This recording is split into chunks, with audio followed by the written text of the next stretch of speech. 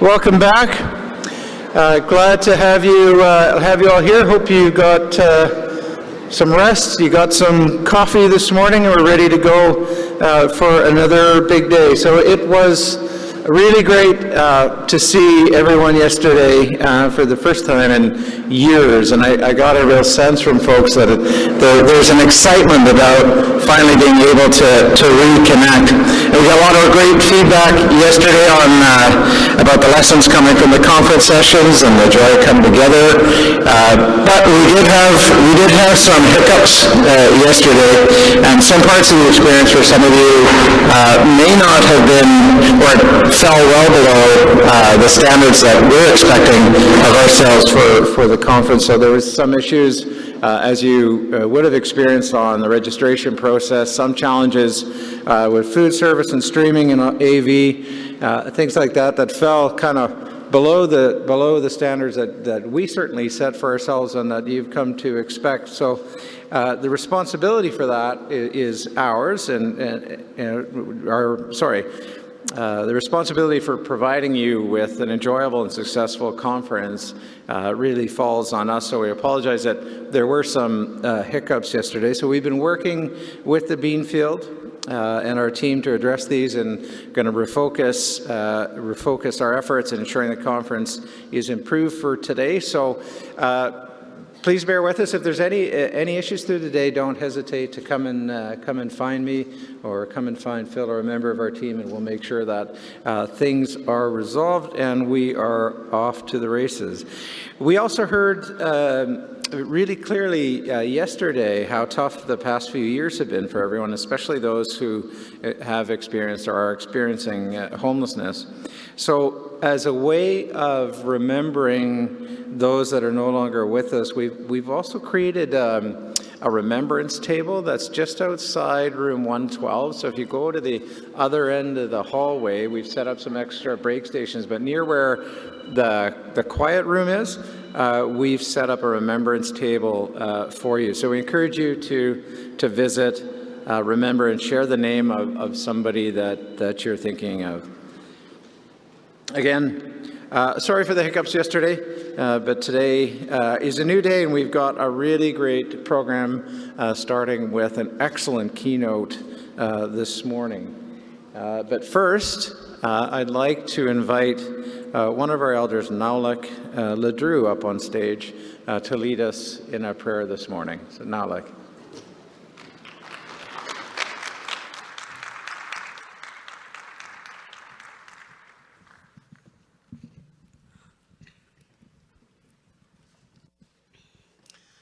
Lakot, good morning. Naud lavunga. Audi majawi yunga gavama kunut is 71866 uloktunga. Well, is 7166 udunga. Suli ulumui.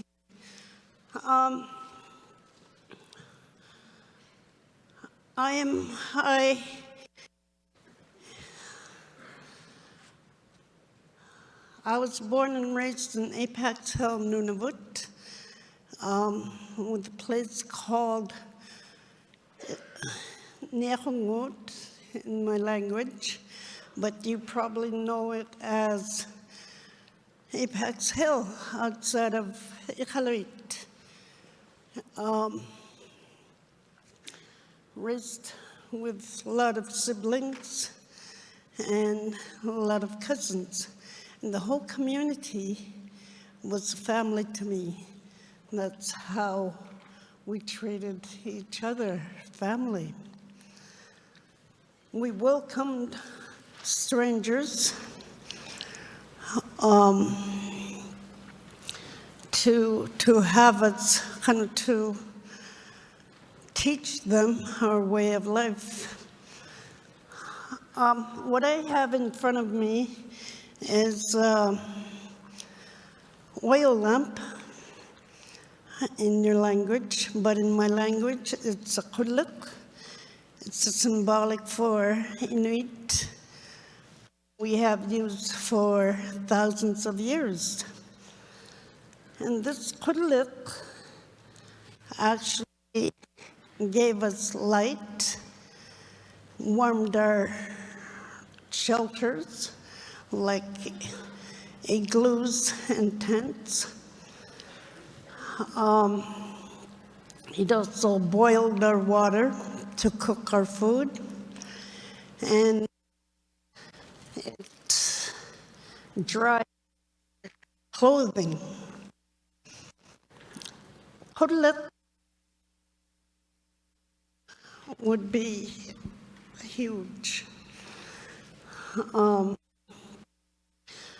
When you build an igloo, it has 3 layers inside. Before you go in, you actually have to climb down a little bit, then you go up.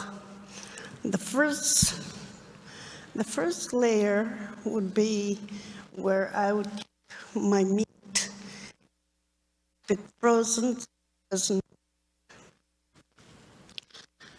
The second layer is where I would keep my and whatever I'm going to prepare for a meal, and a kettle to boil my water. And the third layer would be where we would be sleeping, our bed. Our beds were made polar bear pelt, and our pillow would actually be our boots and our mittens. Those mittens and our boots were made out of sealskin. And a mauti would be made of, usually be made out of caribou pelt, where we keep our baby in there.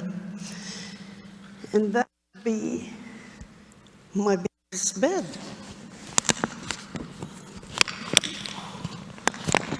Sorry.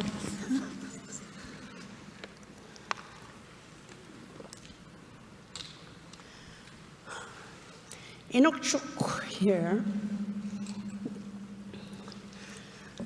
is our landmark, and it directed us where there was good hunting, good fishing, good camping,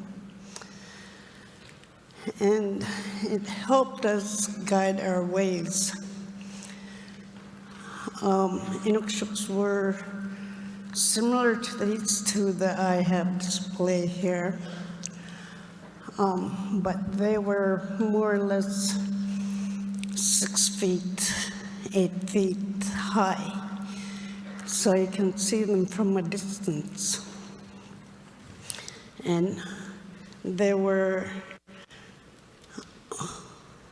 made pile of rocks together, and we had different inukshuks for different things. And one of them would be to tell us where we store our food. Because we walked, we didn't have no transportation other than our dog team. We walked and walked, and we didn't have no roads, so everywhere we walked.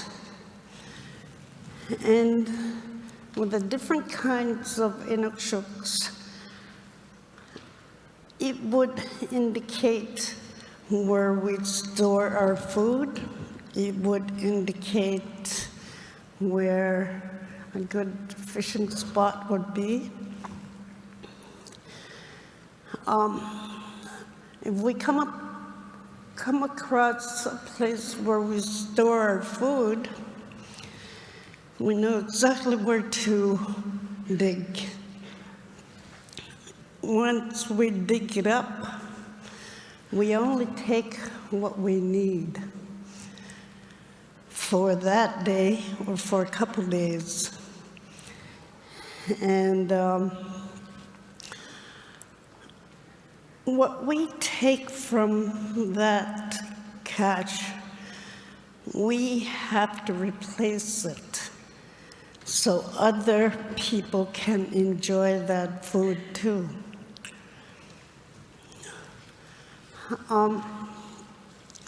Kulak nowadays is used for ceremonial purposes.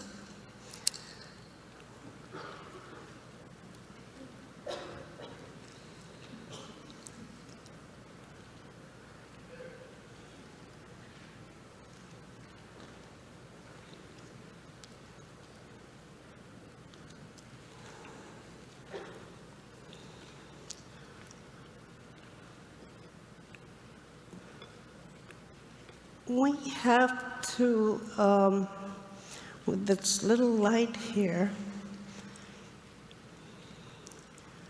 I can spread it across to make it bigger. What I'm using is vegetable oil right now.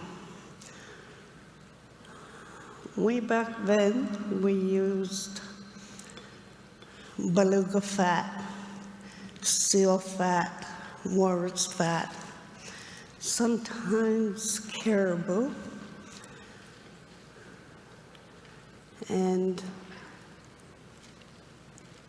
we have to conserve what we use, what we pick.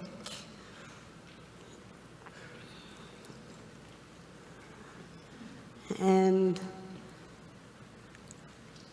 my wick,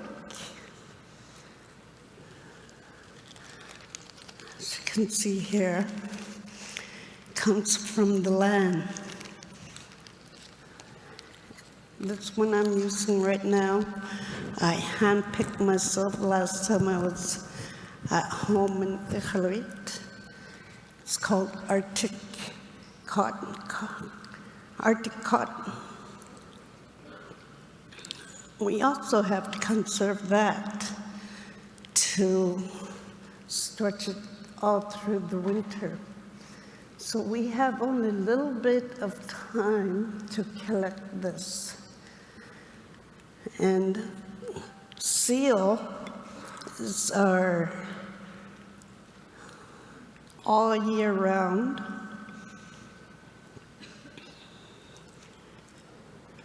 And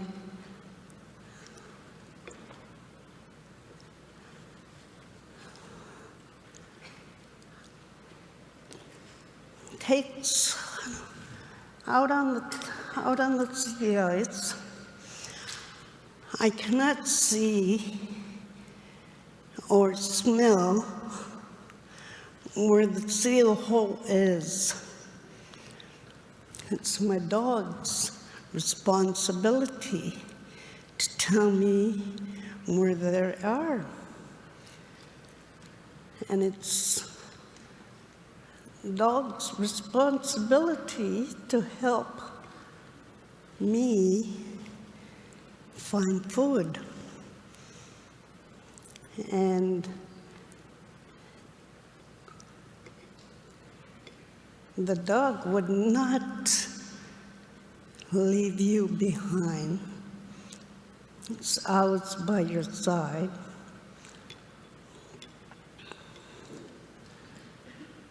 And he would let me know once we come across the seal hole. And, excuse me, and it would take hours for that seal to come up to the seal hole, because that seal has not only one hole to breathe with, has lots of different places to go to breathe.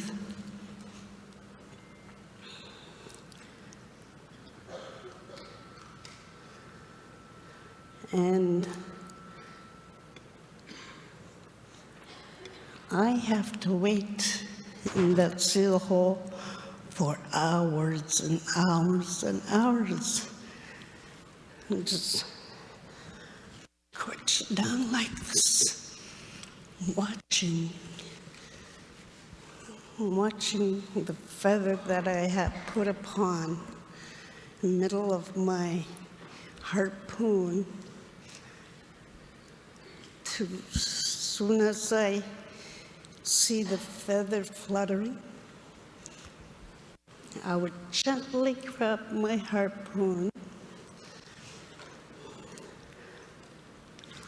I can't make sudden moves, because if I do, the seal would feel the feel of your move and would not come up. So once I harpoon that seal, once it comes up, I do not harpoon it on its head. I harpoon it on the side of its head. I cannot, and the seal is too big for me. I have my lead dog loose. And the lead dog responsibility is to keep his dog team quiet. Once the lead dog sees me struggle to pull my seal out because it's too big, he would come and help me pull it out. And I would butcher the seal with my ulu. As you can see, my prints here. And I cannot feed myself until I've taken care of my dogs. I need the dog's energy to bring me back home. So I would only have a morsel for myself until I can get home and feed my family. Life is very precious to us. It doesn't matter who you are. We take care of each other.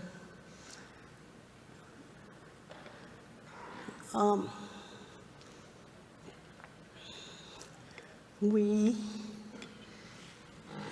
did not need to build the big houses like you have it down here. We followed our seasons, and we dismantle our tents or igloos when we leave, but we leave behind the rocks that we use so people can come across that again and reuse those rocks. See, from a very small flame, I have it all spread out now.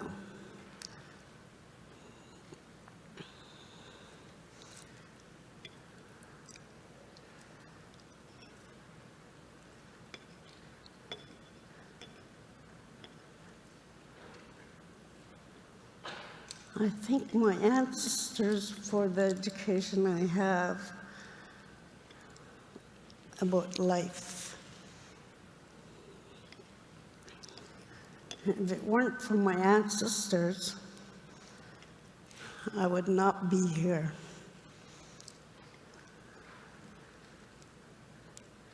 They had struggled, hardships, hard winters, so I can live and pass down what they had passed down to me.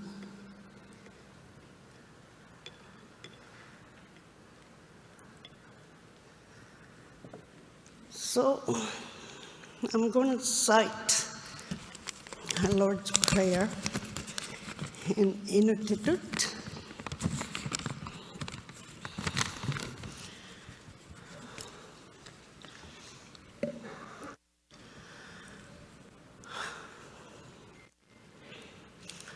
Atatavut kilometerit ati isumksiaktauli atanayuni khailawli piyamaye yaktauli nunami sorlo kilami Utlumi pitsatini tunisapikitigut piyunginibut ismayugnekit sorlo uvagut piyungit tulakadiyavut ismayugnekvigattigo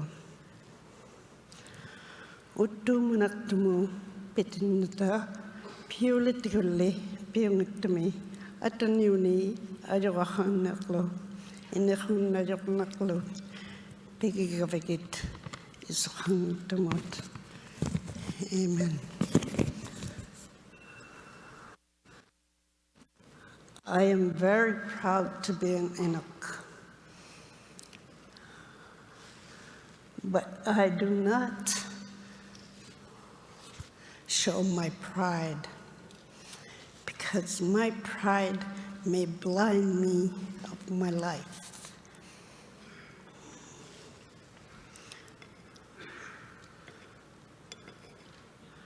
I thank Tim and Mike for having me here. Thank you, Tim.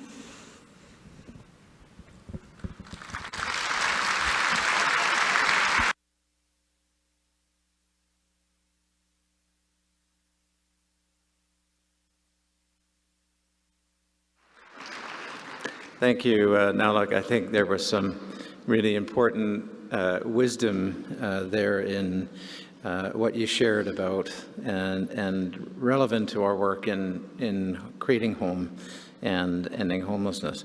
I'd like to now invite Amy Bilodeau from the Home Depot Canada Foundation to introduce our keynote speaker. The Home Depot Canada Foundation has been one of the organizations that has really helped make this possible and has been a supporter of this conference from our first conference in 2013. So I want to thank Amy and the Home Depot Canada Foundation and ask her to join us on stage.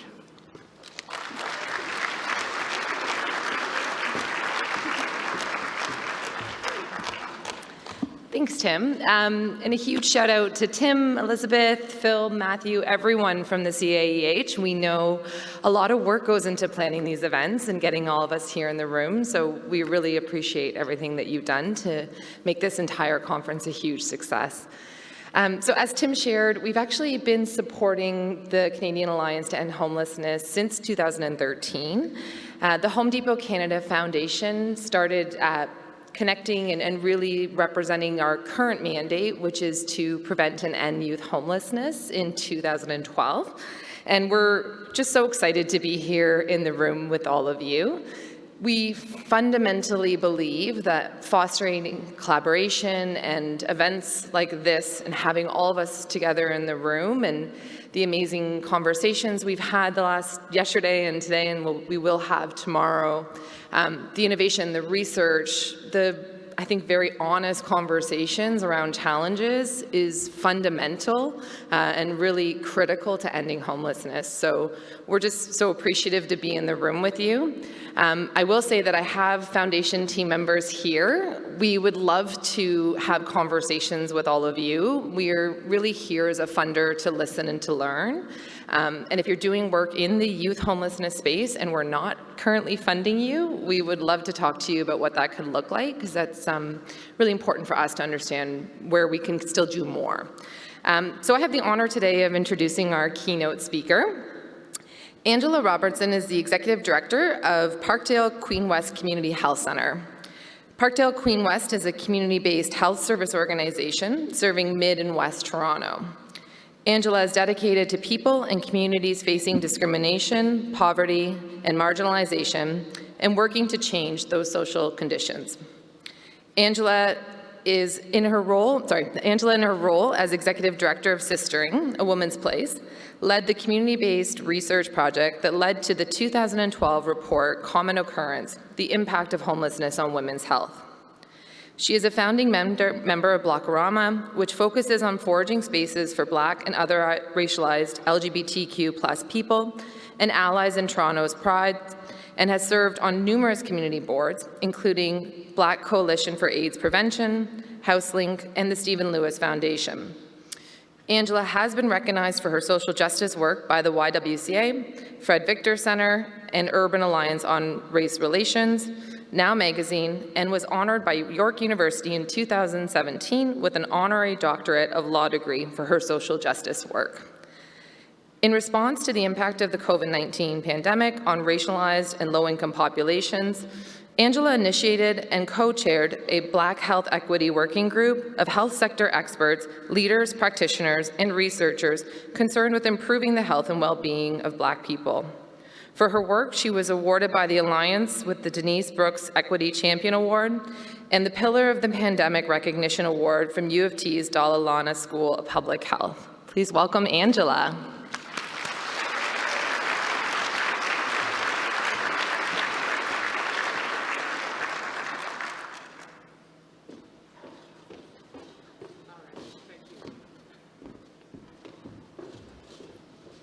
Hello, hello, hello. Can you hear me?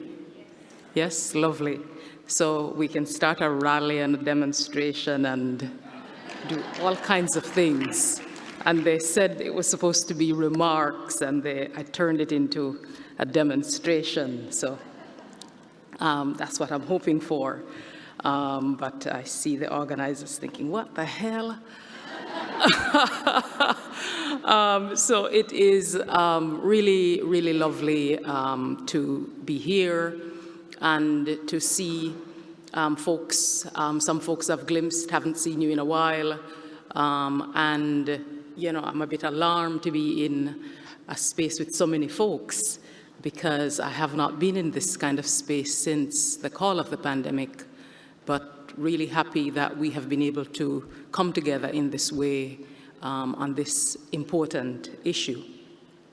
And thank you to Auntie Nelek for bringing ancestors into the room, because we build on the present, we build in the past, and we combine all of that for the future. So really, thank you, and happy to be here.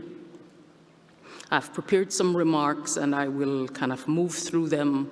And I know that I am in a room full of experts, so these are some of my reflections. It is not the tablet, it is not the panacea, it is some ideas for us to think about. So thank you to the organizers for the invitation to be part of these important conversations about ending homelessness and tackling sites of structural inequalities that gives rise to and exacerbate this crisis. As the country articulates a call for equitable pandemic recovery, Now it is pivotal for us in this time to be unrelenting and tenacious in advancing actions that will bring about an end to homelessness by centering access to housing as a human right, particularly as the COVID pandemic and the poison drug supply and related overdose crisis have pulled back the curtain to lay bare the pre-existing inequalities and their impacts on Indigenous, racialized, low-income, unsheltered populations who are all differently and have been particularly adversely impacted by this pandemic. All amidst the national reckoning with acknowledgement of the persistent presence of anti-Indigenous and anti-Black racism. I want to frame my remarks by focusing on the ideas of intersectionality and disruption, as I believe these concepts are important pillars in the strategies, approaches, and actions we must take.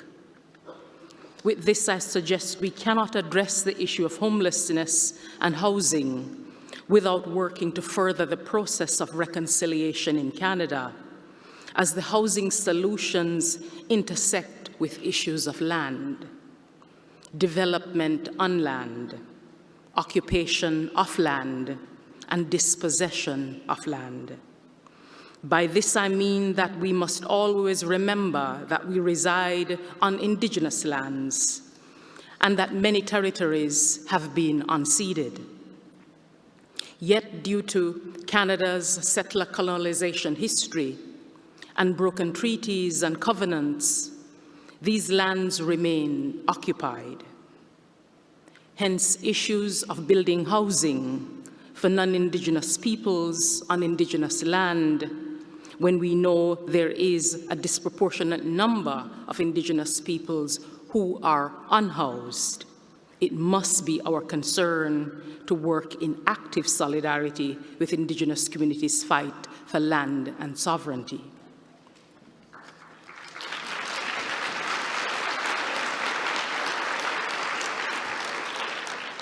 You can't just walk up into other people's place and start building and not wonder, whose land is this?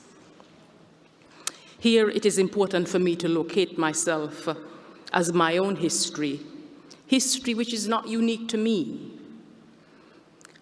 And I know that many in this room and other spaces may share this history as well. I'm an immigrant to this country, coming from a people who survived the Middle Passage, a stolen people to these stolen lands. Child of a mother to Toronto who immigrated here under what was then called the Caribbean Domestic Workers Scheme, now called the Live-in Caregiver Program. I was left when she came here and grew up with grandmothers. A grandmother in particular who worked cutting cane, washing and cleaning, and cooking in school cafeterias. I joined my mother here many years later and heard her stories of exploitative employers who then and today continue to treat their live-in caregiver workers as their personal slaves. My mother had the insight to apply for landed status near the end of her contract behind her employer's back. Advice she took from friends who had done the same. She was successful, but not before being taken to small claims court by her employer for the price of the plane fare he had paid for her to travel to Toronto to do his work, and at the same time, the cost of food. Steak in particular, yes, steak, the meat, yeah? Steak in particular that he claimed she ate without his authorization. Again, she had the insight to borrow from friends and took repayment for both the steak and the plane fare to the courts. My mother could have quickly become houseless. And this is a reminder that in the face of structures that support and reinforce inequality, we're all differently vulnerable, and hence it is our individual and collective interests to work for what is just and right. I have never been houseless. I have never been homeless, but I've experienced the impact of housing precarity and have seen the indignity and trauma this brings. My sister and I arrived here at the time when my mother lived in the attic of a house on Ossington here in this city, where the room that we lived in was both living room and bedroom, with a small kitchen across the hall and a shared washroom a floor below. We lived there while my mother waited on the list for an affordable Toronto community housing under affordable subsidized unit. I still remember as a teen girl coming from my grandmother to my mother, who I had not seen for maybe about 9 years. I still remember the pained look on my mother's face when she brought her 2 young girls, me a teen, my sister a preteen, into that space. The other experience I share is coming home from school to find an eviction warning notice posted on our apartment door for non-payment of rent. Again, I recall the pained look that evening when my mother came home from work and I showed her the note.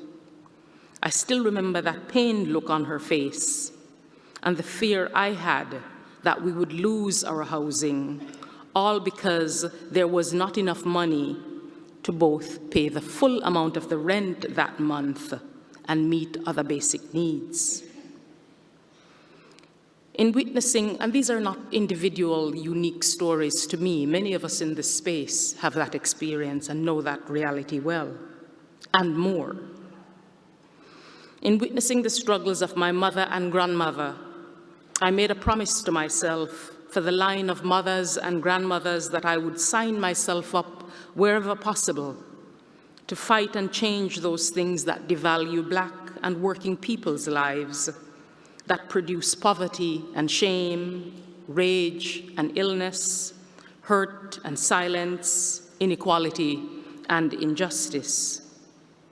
I know that many of you here come to the work with the same zeal, inspired by your own experience of injustice and/or your fierce commitment to work for more equity and to have secure housing be a right for all, not a luxury for some.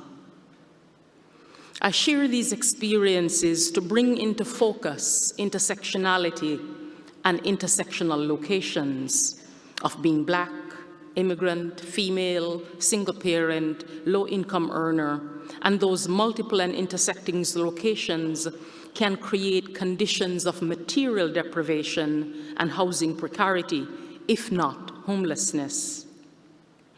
The employment income of women remains lower than men as women continue to earn 78 cents relatively for every male dollar earned, while racialized women earn even less, about 58 cents for every male dollar earned.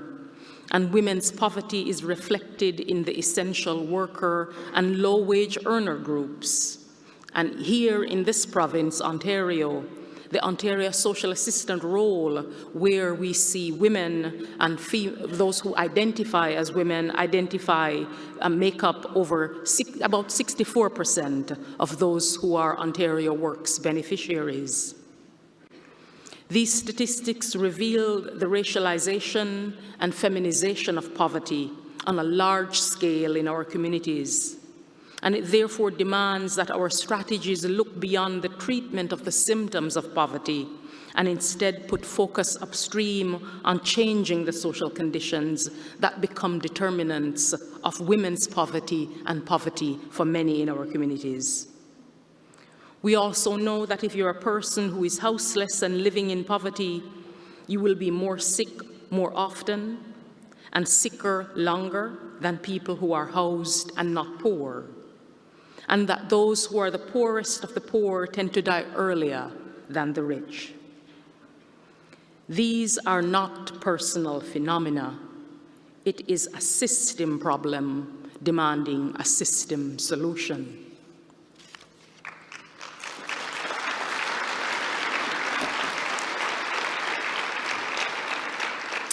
Here I draw your attention to the reality that in this city, Toronto, in their street assessment, over 35% of people in the sheltering system self-identify as Indigenous and Black. This correlates with the realities of economic poverty faced by Indigenous and Black populations in this city and other cities across this country. Hence, in my estimation, the creation of rent-geared-to-income housing is an anti-Indigenous and an anti-Black racism strategy. And I dare suggest that as we move these conversations forward, that we frame them accordingly. From these personal experience, I draw your attention to the issue of trauma and the indignities that people who are houseless and precariously housed face. The trauma of lining up everywhere, practically for everything, for food, to shower, to sanitary napkins.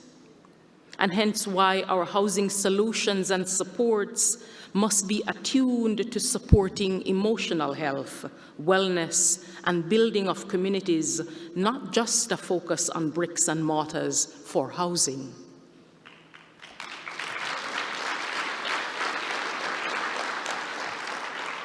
Being without a home is not a personal failing.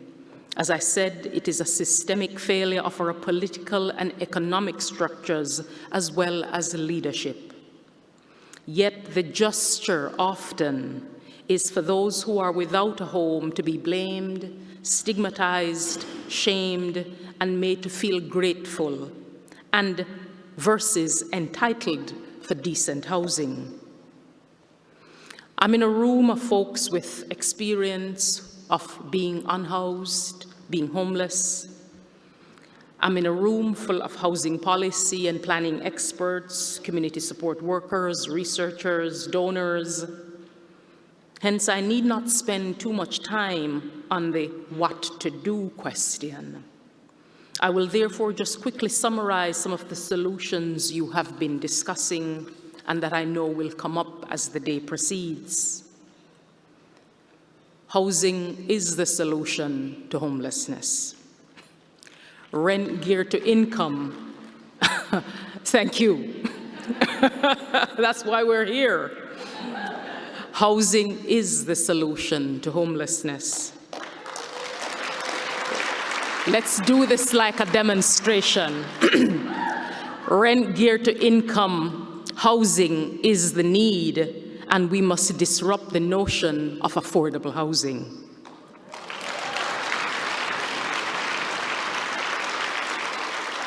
We must integrate harm reduction and supports into housing models to ensure that stigma discriminations are challenged,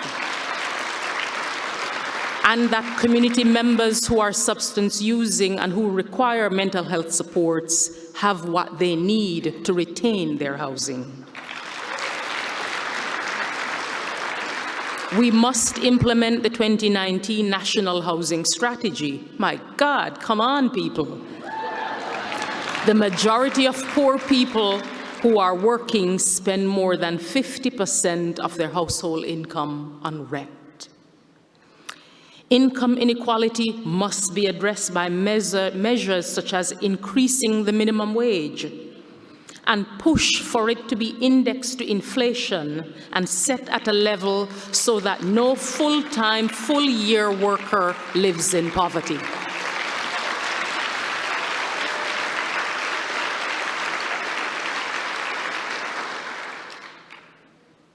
We must increase social assistance rates, like we've been echoing that.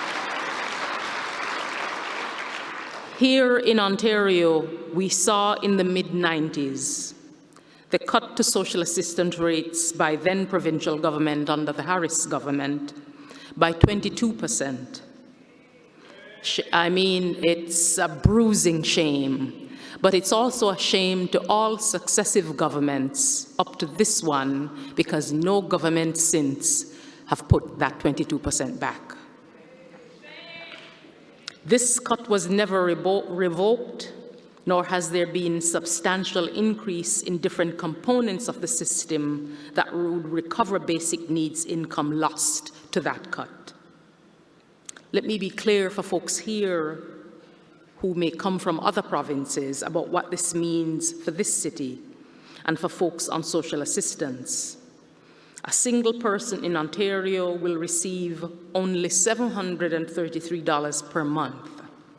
This covers housing, the shelter allowance is, I think, $390, food, and everything else.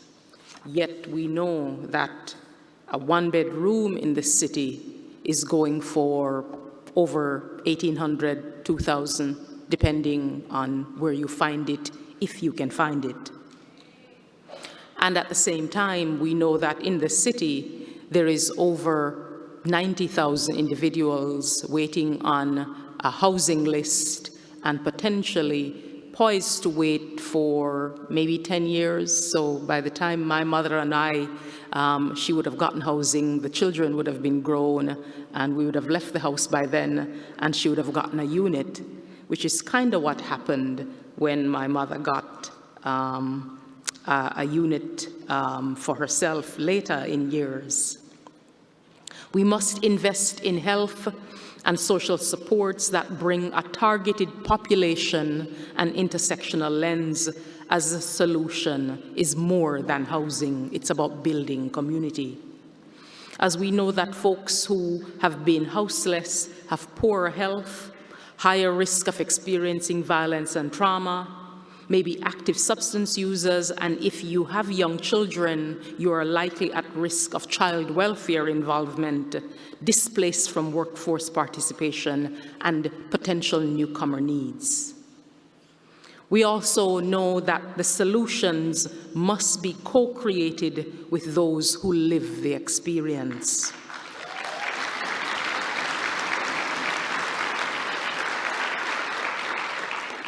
And last on the list, but certainly not the final, is we must respect the rights of Indigenous peoples on whose land we reside.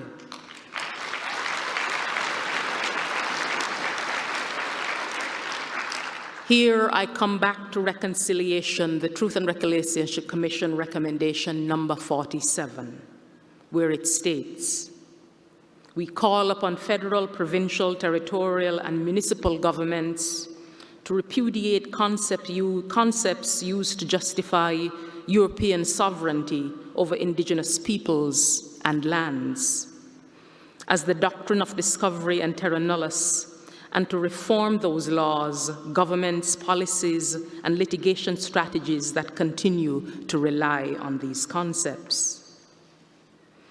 The current political climate, locally, nationally, globally, brings challenges to implementing these solutions.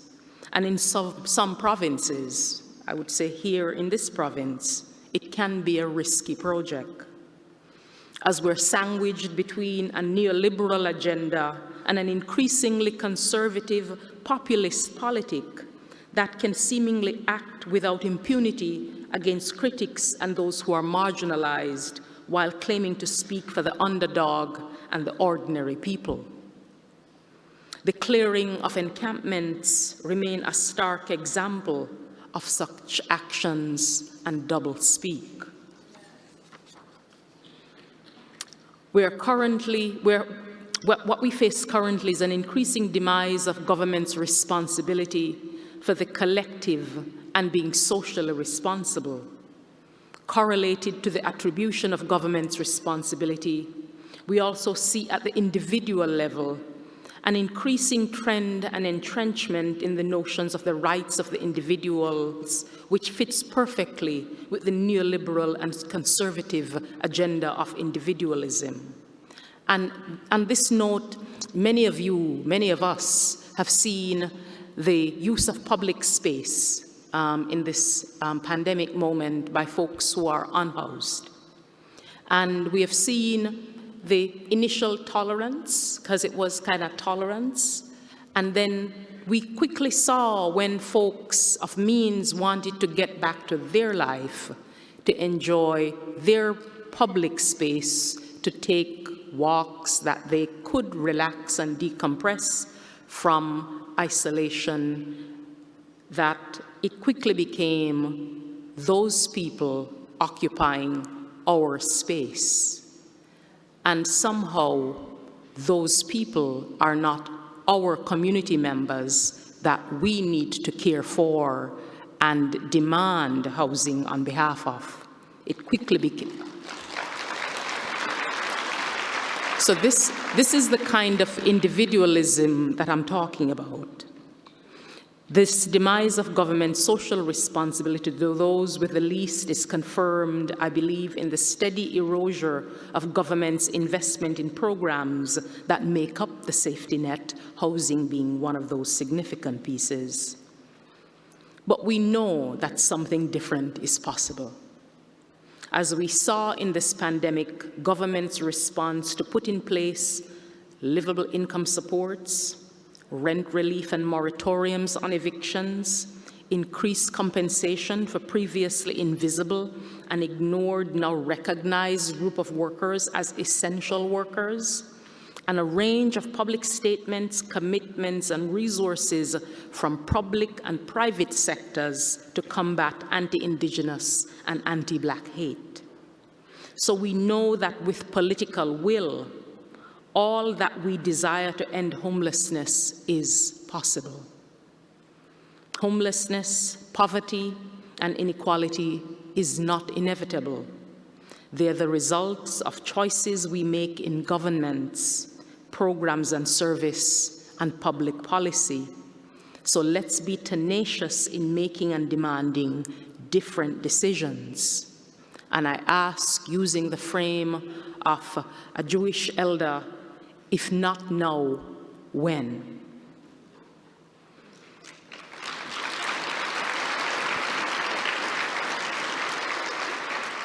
As I stated earlier, the social conditions producing homelessness and houselessness are not personal phenomena.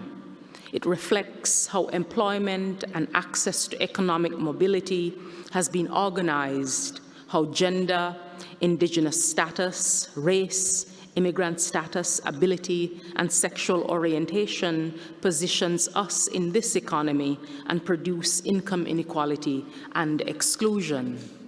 I'm coming to the end, folks. Hence, intersectionality, complex, interlinked, gendered, and race analysis must be integrated in any social, economic, and anti-poverty strategy we put forward. Respecting the nation-to-nation engagement needed for Indigenous communities is also a core ethical imperative. We cannot just speak about one factor that creates inequality while excluding another, as the systems and processes that produce homelessness and poverty are inseparably linked, and so too must be linked our advocacy and strategies. The people who live with the indignities of poverty, houselessness, and with whom I have worked, and my activist work in the Black, women's, and LGBTQ communities have taught me that movements, organizations with a social purpose, and actions of resistance for equity only require the commitment of a few who risk saying no, and the faith to discard all notions of the practical, as practicality can limit actions for just change. The work that you do and the services you provide is social justice work. And in our social justice work, practicality often means compromising and muting our public dissent and disagreements with the status quo for fear of what we might lose. We need to also be mindful not to separate social service provision from social change work, because doing so means committing ourselves to institutionalizing programs for poverty, for homelessness and violence. As we serve meals in drop-in and provide shower facilities for homeless community members, we need to advocate for all having the means to provide their own meals in their own homes and have their own showers in their own spaces.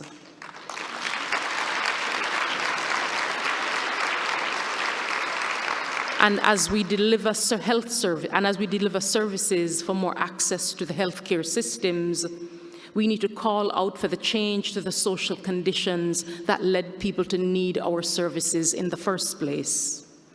As we provide harm reduction services in the face of the numbers, the highest numbers ever of opiate overdose deaths in this country, and that we have ever seen, let us not forget to demand safer and regulated supply.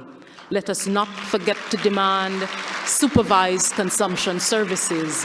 Let us not forget to demand decriminalization of drugs and the decriminalization of drug users.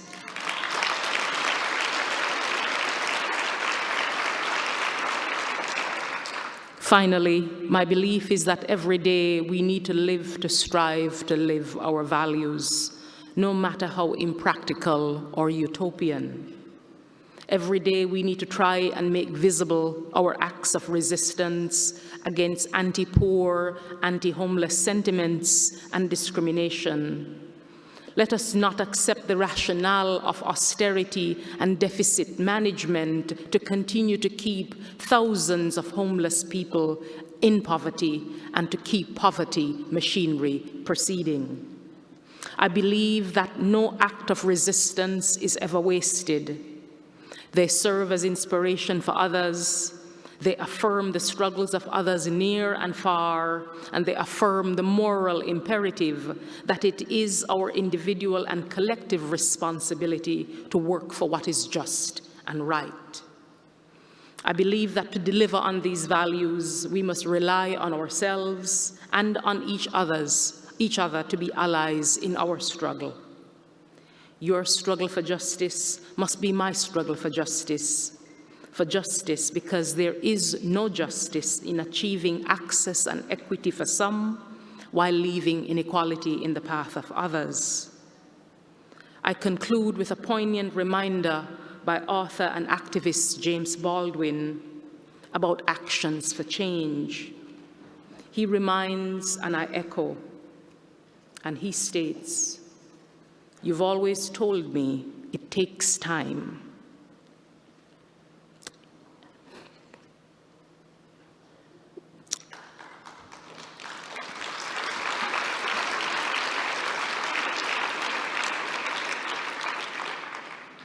You've always told me it takes time.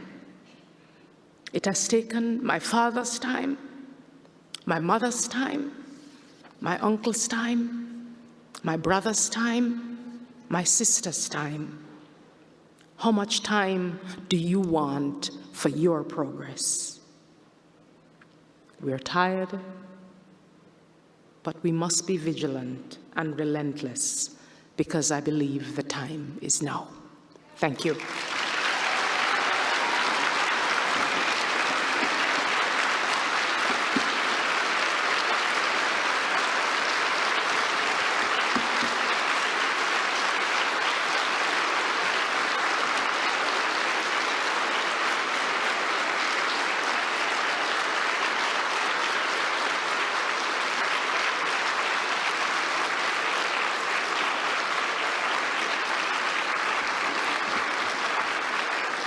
Thank you deeply. Thank you deeply. Thank you.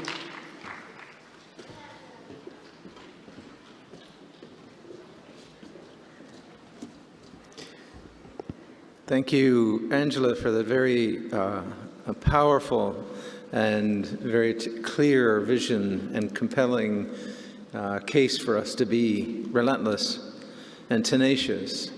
I think to realize the vision that Angela has outlined requires us to become engaged in the messy business of politics, to transform we talk at this conference a lot about programs and policies.